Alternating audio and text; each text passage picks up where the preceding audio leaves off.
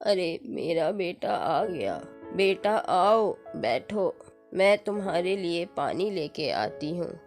बेटा मेरे सर दर्द की दवाई लाए क्या, जो कल मैंने कहा था लाने को? कुछ भी करो, मुझसे ये सब और नहीं होता। मेरे पास इतने फालतू के पैसे नहीं पड़े हैं कि रोज रोज तुम्हारी दवाइयाँ लेके आ सकूं, तुम्हारी सेवा कर सकूं। तुम्हारा खर्चा अब मैं नहीं उठा सकता।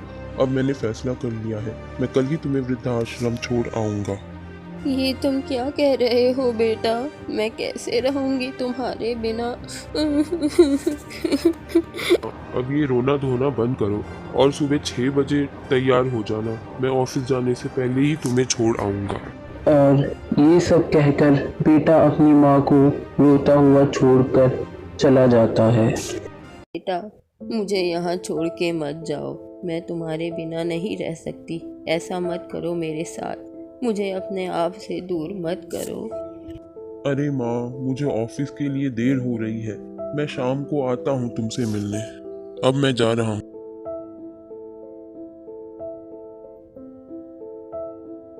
वृद्धा आश्रम में माँ हमेशा अपने बेटे को याद करती।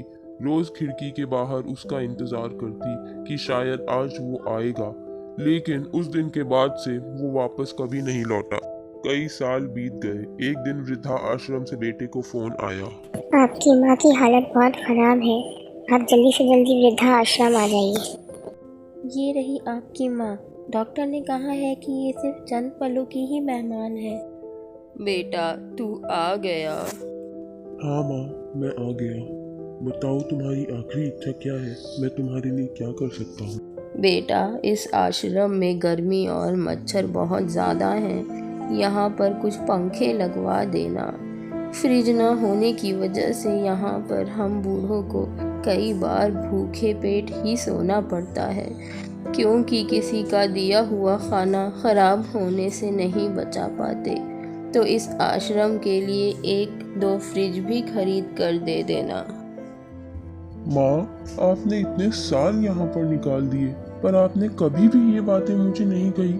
और अब जब आपके पास टाइम नहीं बचा है, तब आप ये सब कह रही हैं। ऐसा क्यों? क्योंकि बेटा मैंने गर्मी, भूख और पीड़ा सहन कर ली, लेकिन मुझे पता है जब तेरे बच्चे तुझे यहाँ पर छोड़कर जाएंगे तब तू यह सब सहन नहीं कर पाएगा। इसलिए तेरी सुविधा के लिए मैं तुझे यह सब लगाने के लिए कह रही हूँ। खुद से पहले मुझे खाना खिलाती थी वो माँ थी। मेरे कुछ न कहने पर भी सब समझती थी, ऐसी मेरी माँ थी।